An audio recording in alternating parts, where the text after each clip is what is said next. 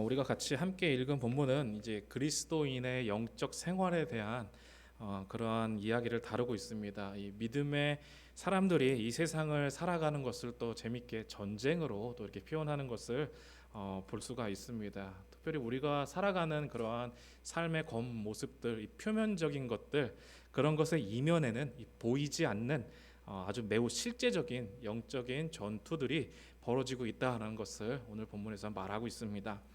우리가 영적인 싸움을 싸우고 있다라고 한다면은요, 적은 누구고 그러면 그 적은 어디에 있는 걸까요? 이 성경은 이 악한 영들의 대장이 사탄이라고 말을 합니다. 뭐 이렇게 사탄, 사단, 마귀 뭐 이렇게 많은 단어들로 사용이 됐었는데요. 이제 원래 사실 사탄이랑 사단이라는 말은 같은 말입니다. 그래서 원래 이제 이전 성경에는 이제 음역대가 다르기 때문에 사단이라고 있었고 지금은 사탄이라고 또 표현이 되어 있죠. 그래서 사탄은 이제 대적자, 뭐 공격자, 뭐 이런 의미를 가지고 있습니다. 그래서 이 의미를 어, 헬라어로 바꾼 것이 이제 디아볼로스라고 하여서 이제 마귀라고 이야기를 하죠. 그래서 영어로는 데빌이라고도 또 이렇게 표현을 합니다. 사단, 사탄, 마귀 이 세 개 다 같은 말입니다. 그런데 귀신은 틀립니다. 그래서 귀신은 등장하는데 귀신은 헬라어로 다이몬이라고 하는데요. 그리고 영어로는 이제 데몬이라고 하죠. 그래서 마태복음 25장 41절에 등장하죠. 그래서 예수님께서 마귀와 그 사자들이라는 표현을 또 하시거든요. 그리고 예수님께서 거라사 지역에 가셨을 때에 이 귀신 들린 자 그것을 다 이제 돼지떼에 들어가게 하시는 그런 일을 하셨을 때 그 귀신이 바로 이 데몬이라는 그 귀신입니다. 그래서 이제 귀신이라고 얘기한다면은요, 이제 사탄이 부리는 조금 이제 부합격으로 이렇게 등급이 좀 낮은 그런 것으로 또 표현이 되는 것을 볼 수가 있습니다. 그래서 성경에서 사탄을 지칭하는 말은 우리 뭐 금요일날 계시록을 같이 또 말씀을 나누고 있듯이 뭐 거기서도 등장을 하죠. 뭐 용, 그리고 옛 뱀, 뭐 또는 뭐 거짓의 아비, 천하를 꾀하는 자, 뭐 공중의 권세 잡은 자, 불순종의 아들, 뭐 이런 많은 이름들을 또 갖고 있는 것을 볼 수 있게 됩니다. 마귀는 이제 자기 휘하의 수많은 그러한 어둠의 세력들의 활동을 통해서 끈질기게 하나님과 하나님 나라의 백성들을 대적하게 되죠. 그래서 그것이 인간 삶에도 모든 측면에도 조금씩 침투하고 있는 것을 볼 수가 있습니다. 그래서 마귀의 하는 일들을 보면은요, 이제 인간을 끊임없이 속이기도 하고요, 또 유혹하기도 하고요, 그리고 또 죄를 범하게 만드는 그런 일들을 하지요. 또 개인의 차원을 넘어서 어떠한 큰 공동체의 리더자를 또 넘어뜨리게 하여서 또 공동체를 또 무너뜨리는 수법을 이용하기도 하죠. 그래서 사탄이라고 한다면은요, 정말 순진하지 않고 잘 짜여진 그러한 전략을 가지고 활동한다라고도 볼 수가 있습니다. 더럽고 또 이간질하고 그러한 속이는 영이다라고 볼 수가 있는 것이죠. 우리가 이러한 영적인 싸움의 내용을 이해를 하지 못한다면은 사람들을 비난하게 되고 또 환경을 또 비난하게 되고 심지어는 어떻게 됩니까? 하나님까지도 원망하게 되는 그런 모습을 나타내게 됩니다. 사탄은 이 모든 것을 속이는 것이죠. 이런 환경 때문에 그렇다, 혹은 그 사람 때문에 이렇게 되었다라고 믿게 만드는 그러한 일을 한다는 것이죠. 그러면 어떻게 되겠습니까? 사람을 판단하게 되고 또 사람을 또 미워하게 되고 또 나의 신앙의 문제가 또 나의 삶이 이렇게 된 것은 그 사람 때문이다라고 이렇게 생각하게 또 될 것이지요. 그것이 정말로 사탄이 노리는 아주 귀한 부분이다라고 볼 수가 있는 것이죠. 사탄은 우리의 잘못된 그런 반응들을 노리고 있다라고 볼 수가 있는 것입니다. 눈에 보이지 않아요. 이렇듯이 눈에 보이지 않습니다. 그래서 우리가 보이지 않는 적과 싸운다는 것은 정말로 쉬운 일은 아니라고 볼 수 있습니다. 마귀는 굉장히 지능이 높죠. 또 교활합니다. 예수님도 실제적으로 마귀와 대화를 하지 않으셨습니까? 또 시험을 당하시지 않으셨습니까? 이 성경에는요, 이 싸움, 이 전쟁, 뭐 이런 부분에 대해서 정말 끊임없이 등장을 합니다. 구약에서도 그렇고요. 계속해서 전쟁, 뭐 싸움 이런 것이 등장을 하는데, 전쟁이라고 한다면은 뭐 나라와 나라의 싸움, 뭐 민족 간의 싸움, 뭐 사람과의 싸움, 뭐 이렇게도 표현이 되어 있지만 실제로는 이제 하나님과 이 사탄에 하는 영적인 싸움이다라고 볼 수가 있는 것입니다. 그래서 이 영적인 싸움은 뭐 구약 시대에도 신약 시대에도 또 우리가 살아가고 있는 이 시대까지도 계속해서 이어지고 있다고 볼 수가 있는 것이죠. 바울은 우리가 읽지 않았지만 이 12절 말씀에서 우리의 씨름의 상대가 누구인지 표현하고 있습니다. 여기서 얘기하는 씨름은 그 우리의 레슬링과 같이 이렇게 육박전이라고 하죠. 이렇게 같이 부딪혀서 싸우는 그런 싸움을 말합니다. 뭐 전쟁이라고도 또 싸움이라고 또 이렇게 표현하는 게 좀 가까울 것 같습니다. 또 이렇게 씨름의 상대를 여러 가지로 표현하는데요. 보니까 통치자들, 권세자들, 어둠의 세상 주관자들, 하늘에 있는 악한 영들입니다. 사실 요 부분만 보면은요. 앞에 통치자, 권세자라고 하니까 뭐 사람 잡자가 들어가니까 이거는 인간이고 어둠 세상을 주관하는 자들과 또 하늘에 있는 악한 영들 뭐 이렇게 보니까 약간 영적인 존재인 것 같이 이렇게 생각을 하지만 이 가장 앞에 보면은 혈과 육의 씨름이 아니라고 한 것으로 우리가 바라보게 되면은 모든 것들이 다 영적인 존재를 가리키고 있다라는 것을 볼 수가 있습니다. 즉 마귀와 그 부하들을 말한다라고 볼 수가 있는 것입니다. 마귀의 전략들 우리가 한번 좀 살펴보길 원하는데 그 첫 번째는요. 하나님의 말씀을 어떻게 만드느냐? 의심하게 만드는 것입니다. 그 목표가 어떨까요? 그 결과는 어떨까요? 굉장히 효과적이었습니다. 마귀는 그의 전투 계획을 절대로 바꾸지 않아요. 오늘 본문에 보면은요 바울이요 이 전신 갑주 이 갑주의 다양한 부분들을 하나하나 열거해 나갑니다. 굳게 서기 위해서 진리로 허리띠를 띠라라는 말로 시작을 하게 됩니다. 이 로마의 군사들의 모습을 통해서 우리가 이 본문을 같이 살펴볼 수가 있는데요. 이 허리띠는 이 병사들에게 굉장히 필수적인 것이죠. 이 허리띠는 이 검을 꽂을 수 있는 그런 자리가 있습니다. 그리고 더 한 가지 중요한 역할을 하는 부분이 있는데 겉옷과 이 밑에 있는 부분들 이것을 모든 것을 집약해서 움직이지 않게 제 위치에 있도록 하는 역할을 하는 것이 바로 이 허리띠의 역할이었습니다. 어떻게 보면은요 진리라는 것이 바로 이 역할을 하고 있습니다. 이게 바로 진리가 하는 일입니다. 진리는 이 장애물이 나타날 때에 둘러싸서 차단하고 또 의를 그 자리에 있게 하는 그런 역할을 하고 있죠. 인류의 역사 모든 역사를 통해서 우리가 이 성경 말씀을 같이 바라보면은요. 성경만큼 정말 미워함을 받은 것도 없고요. 성경만큼 진짜 욕을 많이 당한 것도 없고요. 이 성경만큼 정말로 조롱을 많이 당한 것도 없습니다. 그리고 성경만큼 엄청나게 공경을 당한 그런 책도 없습니다. 많은 왕들에 의해서 또 많은 철학자들에 의해서 또 많은 정치가들에 의해서 그리고 이 정부들이 지구상에서 성경을 말살하고자 하는 그러한 시도를 계속해서 해왔지만 그럼에도 불구하고 성경은 지금 이 모든 공격을 견뎌냈지 않습니까? 그리고 하나님의 이 말씀이라는 것이 온 지구를 뒤덮었습니다. 말씀이 곧 진리 아니겠습니까?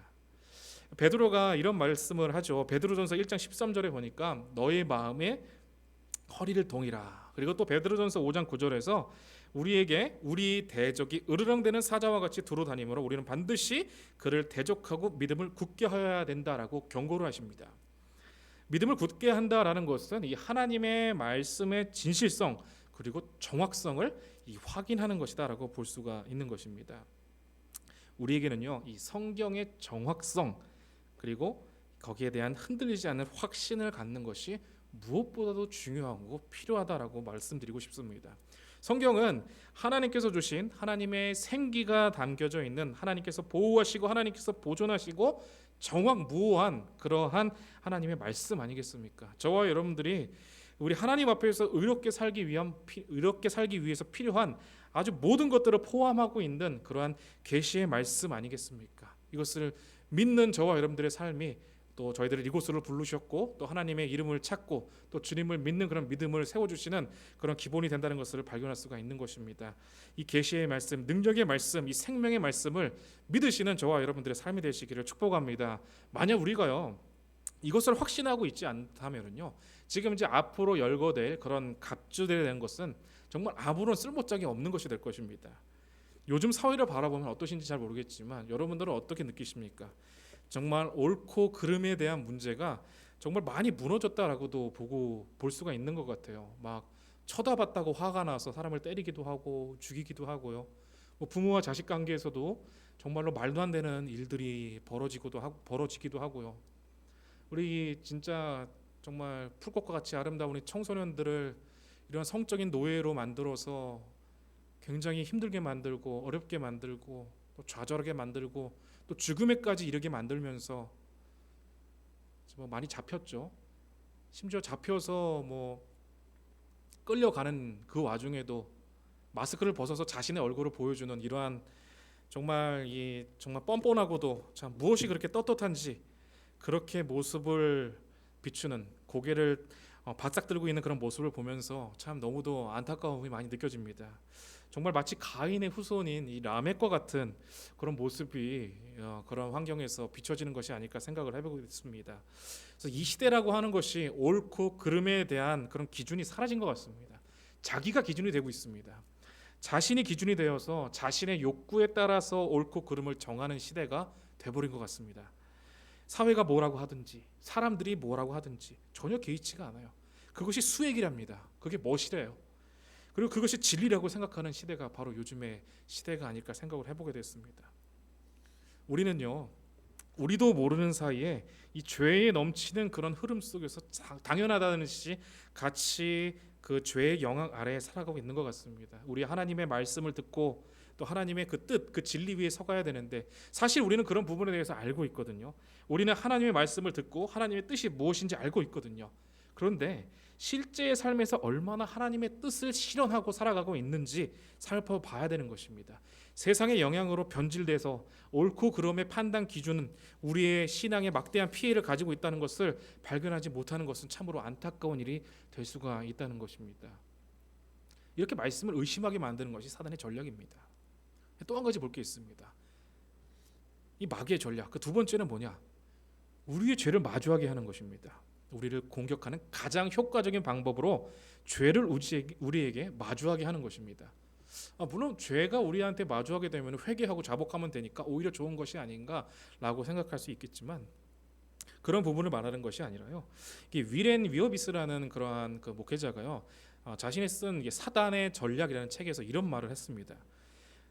만약 신자가 그의 삶에서 어떤 죄가 자라도록 한다면 그는 사단이 그의 삶에 들어오는 교두보를 놓고 거점을 잡는 기회를 제공하는 것이다. 그렇게 되면 사단은 그 기회를 이용해서 그의 삶에 침입하여 다른 영역들도 장악할 것이다 라는 말을 했습니다. 우리가 우리의 죄를 마주하였을 때에 이 마귀가 원하는 것은 크게 두 가지입니다. 하나는 뭘까요? 하나는요, 죄에 대한 무감각입니다. 선악과 앞에서 하와가 그랬던 것처럼, 아벨을 향해서 가인이 그랬던 것처럼, 밧세바를 향해서 다윗이 그랬던 것처럼, 은 30에 예수님께 유다가 그랬던 것처럼 죄에 대한 우리의 신경이 무감각해지는 것이에요. 자신이 원하는 것, 탐욕 이런 것들이 가치 기준이 되어서 움직이는 것을 말하는 것이죠. 하나님의 말씀은 그저 교회 안의 것으로 세상의 삶에서는 세상의 방식으로 분리된 신앙의 삶을 사는 그러한 모든 그리스도인들은 어쩌면 이런 무감각한 상태에 머물 가능성이 크다는 것을 우리가 발견을 해야 되는 것입니다.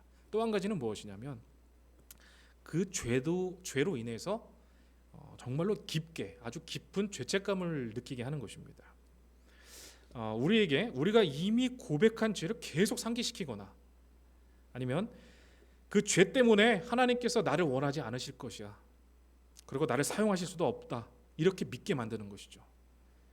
때때로 이것은 우리로 하여금 우리의 죄가 너무도 흉악하기 때문에 하나님께서 결코 나를 용서하지 않을 것이야 라고 믿게 만드는 것입니다. 만약 이런 것들 중에요, 어느 하나라도 믿게 된다면요, 그것은 오늘 두 번째 나오는 의의 호심경이 없이 전투에 나가는 사람과 같다고 말씀드릴 수 있습니다. 호심경은 가슴을 보호하기 위해 갑옷의 가슴 부분에 대는 것을 말합니다. 그 구리 조각이거든요.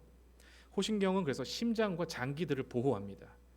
이 로마 군인들에 있어서 이제 호심경은요, 생명을 유지하는 그런 모든 기관을 덮어주고 몸의 앞부분과 뒷부분을 모두 보호해 주는 것입니다. 만약 그 병사가요, 가슴과 엉덩이를 덮기 위한 비늘이나 쇠사슬로 된 갑옷 등 이런 것들을 구비할 경제적인 여유가 없을지라도요, 이 의의 호심경 이것만은 금속으로 만든 것으로 준비할 수 있었습니다.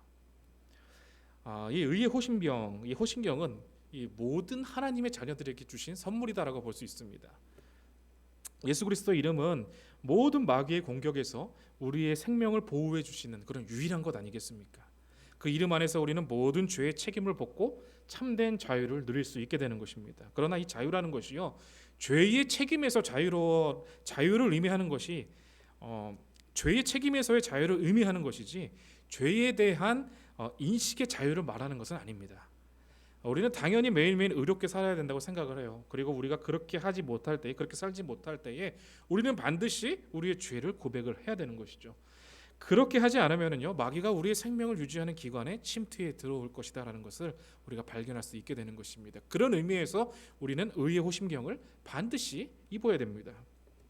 이 의의 호심경을 입는 것은 이 죄에 대한 완벽한 인식입니다. 그리고 극복을 위한 노력도 이 가운데에 필요한 것입니다.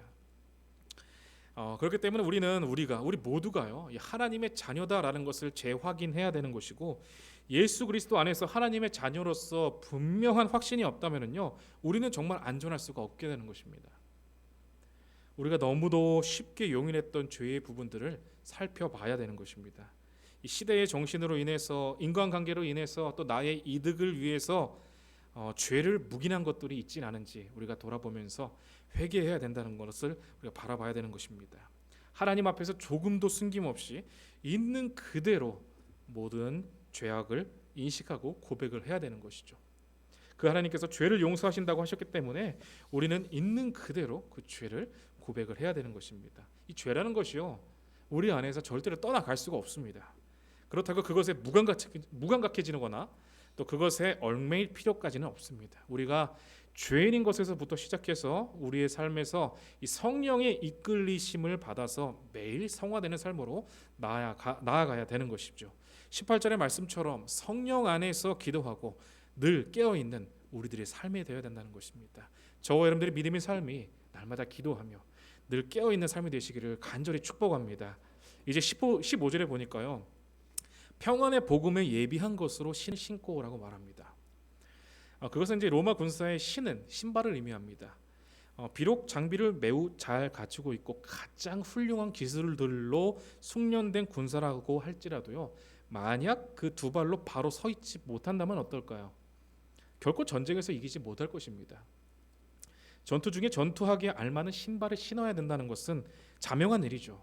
그러면 평안의 복음에 예비한 것으로 신을 신는다라고 말하는데, 이 평안의 복음에 예비한 것으로 신을 신는다는 것, 이건 과연 무슨 뜻일까요?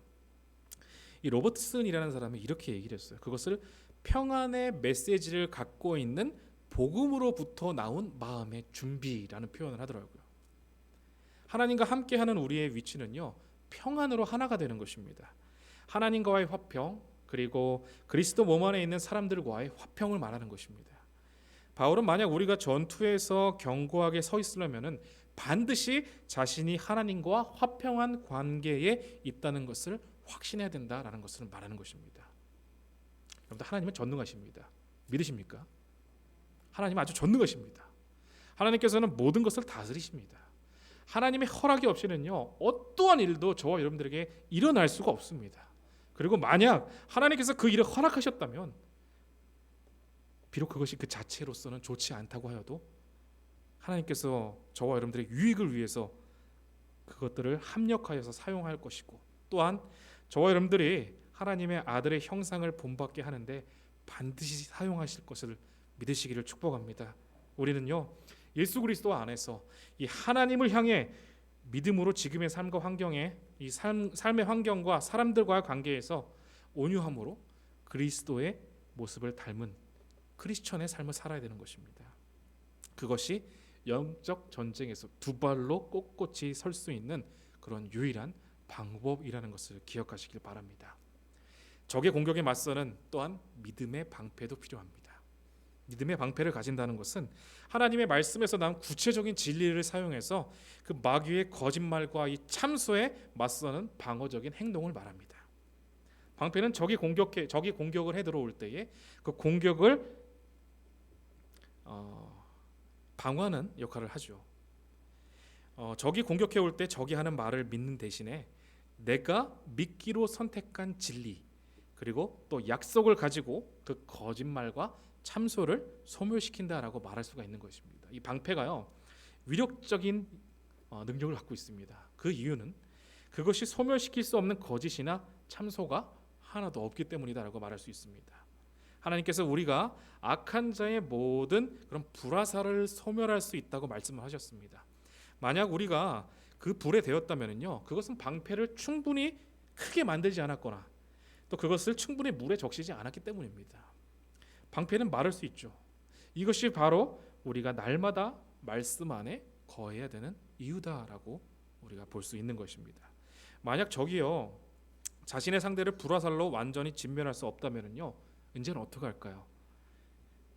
이제 그는 상대의 머리를 통해서 아주 치명적인 일격을 가하려고 준비를 할 것입니다. 머리가 상하는 것은 치명상이 될 수 있죠. 그렇기 때문에 우리에게는 투구가 필요합니다. 병사의 투구는 대개 청동으로 만들어졌습니다.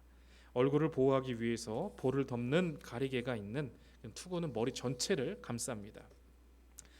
그 무게로부터 뇌를 보호하기 위해서 투구 안에는 또 스펀지 같은 이렇게 말랑말랑한 것을 말랑말랑한 것을 댔습니다. 이 좋은 투구는요, 도끼 또 망치로만 뚫을 수 있게 또 만들어져 있습니다. 병사의 머리가 덮여지고 몸이 보호될 때에 어떻게 보면은 개인의 방어 준비는 어느 정도 갖춘 셈이 되는 것이죠. 이 불화살은 우리의 불신앙과 불순종에 빠지기 위해서 적이 보내는 그런 화살들입니다. 그러므로 믿음의 방패를 든다는 것은 하나님의 말씀으로 이것을 물리친다는 것을 말합니다. 허리띠는 진리이고 호심경은 의이며 신발은 평강이고 방패는 믿음입니다. 투구는 구원의 확신, 즉 구원이 가져다주는 자신감을 말하는 것입니다. 투구를 쓴다는 건요, 내가 주 예수 그리스도의 안에 속해 있다, 영원토록 하나님의 가족의 일원이라는 사실에 대해서 절대적인 확신을 가지고 그것을 아는 것을 말하는 것입니다. 그리스도와 함께하는 우리의 신분을 생각하면서 담대하게 자신감을 가지시는 저와 여러분들 되시길 바랍니다. 그러면은요, 마귀의 일격은 우리의 머리를 꿰뚫지 못하고 이 투구를 튕겨 나가게 될 것이라는 것을 믿으시길 바랍니다. 하나님께서 우리에게 주신 것을 두려워하는 마음이 아니라 능력과 사랑과 근신하는 마음, 허락하여 주신 그 마음이 있습니다. 뭡니까? 디모데후서 1장 7절에 그리스도의 마음을 저희들에게 허락하여 주셨습니다. 구원의 결과로 우리는 예수 그리스도께 속해 있고 예수 그리스도는 하나님께 속해 있습니다. 하나님께서 결코 우리를 떠나거나 버리시지 않으실 것이라고 말씀하셨기 때문에 우리는 담대히 이렇게 말할 수 있습니다. 고린도서 3장 23절인데요. 제가 한번 읽겠습니다. 주는 나를 돕는 자시니 내가 무서워 아니하겠노라. 사람이 내게 어찌하리요. 이런 고백을 할 수 있다는 것입니다. 사단의 주된 전투장은요, 사실 보이지 않기 때문에 가장 큰 전장이라고 얘기한다면 우리의 생각을 이야기할 수 있습니다. 고린도서 10장 3절에서 5절에 이런 말씀이 있습니다. 제가 한번 읽겠습니다. 우리가 육체에 있어 행하나 육체대로 싸우지 아니하노니 우리의 싸우는 병기는 육체에 속한 것이 아니요 오직 하나님 앞에서 견고한 진을 파하는 강력이라. 모든 이론을 파하며 하나님 아는 것을 대적하여 높아진 것을 다 파하고 모든 생각을 사로잡아 그리스도에게 복종케 하니라고 기록이 되어 있습니다. 우리는 사람들이 그릇된 생각들을 하는 것들, 또 세상적인 철학관을 갖는 것들, 또 세상적인 지혜를 갖는 것들, 잘못된 교리를 갖고 있는 것들, 그리고 거짓의 아비에게서 나온 모든 종류의 거짓말의 노예로 잡혀 있을 수 있다라는 사실을 알아야 됩니다. 그렇기 때문에 이것을 우리는 잘 방어해야죠. 이것을 부셔서 진멸해야 될 그러한 위치에 있다는 것을 기억을 해야 되는 것입니다. 어떠한 생각과 어떠한 상상과 어떠한 생각이라는 것이 이 하나님과 하나님의 말씀과 대치된다면은 반드시 그것을 진멸할 수 있어야 됩니다. 우리는 이러한 생각들이 계속되도록 허용해서는 또 안 되는 것이죠. 만약 우리가 그렇게 한다면은요, 마귀에게 패하는 것입니다. 마귀가 승리하게 되는 것이죠. 어떤 것이라도 우리를 불순종이나 불신앙으로 인도하는 것은 모든 것은 다 하나님께로부터 온 것이 아닙니다. 그리고 그것은 반드시 진멸되어야 한다는 것을 우리가 기억을 해야 되는 것입니다. 때때로 우리는 삶을 살아가면서요, 배우자로서, 또 부모로서, 또 자녀로서, 또 그리고 하나님의 자녀로서 또 실패자다라는 생각을 가질 수도 있습니다. 누군가의 기대를 저버렸을 때나 또 상처를 주었을 때, 또 그것은 떨쳐지지 않는 죄책감으로 또 이게 마음 가운데에 또 깊이 자리할 수도 있습니다. 그럴 때 신앙이로서 나의 자리를 벗어나 도피하고 싶은 그런 충동도 사실 느끼기도 합니다.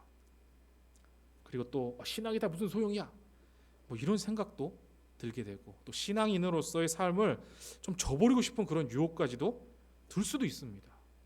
그릇된 것이라는 것을 알면서도 위안을 위해서 이 육체의 소욕을 따라서 행동할 수도 있게 됩니다.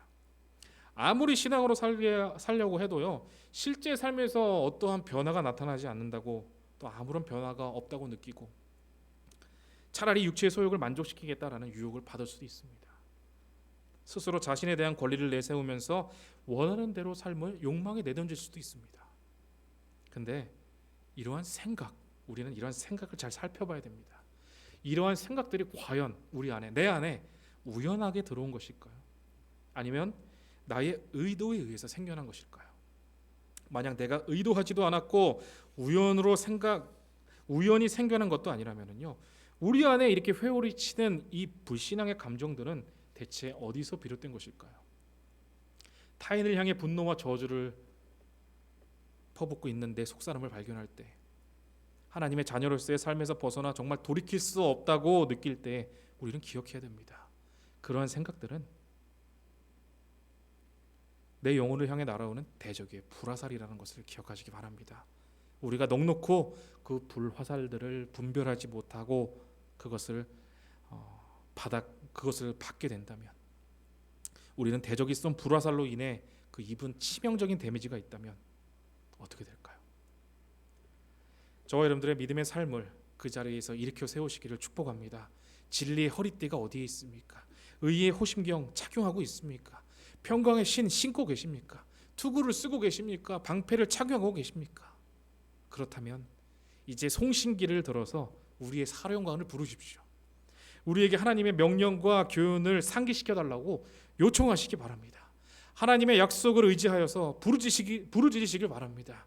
우리들의 생각들을 사로잡으십시오. 달아나지 마시고 도망가지 마십시오. 우리가 해야 될 바를 하시기를 바랍니다. 우리가 해야 되는 것은 굳건히 서는 것입니다. 이 전신갑주를 입고 천군의 대장이 되신 우리 주님께서 우리 곁에서 손에 칼을 빼어드시고 우리 옆에 계시다는 것을 믿음의 눈을 들어서 바라보시기를 축복합니다.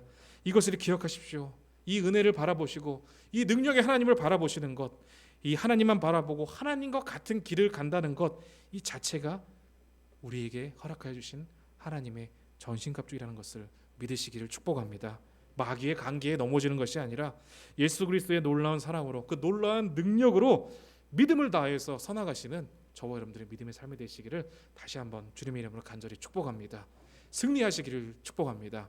능히 이겨내실 줄로 믿습니다. 이미 주신 승리를 쟁취하시는 이 귀한 삶이 되시기를 다시 한번 주님의 이름으로 간절히 축복합니다. 우리 함께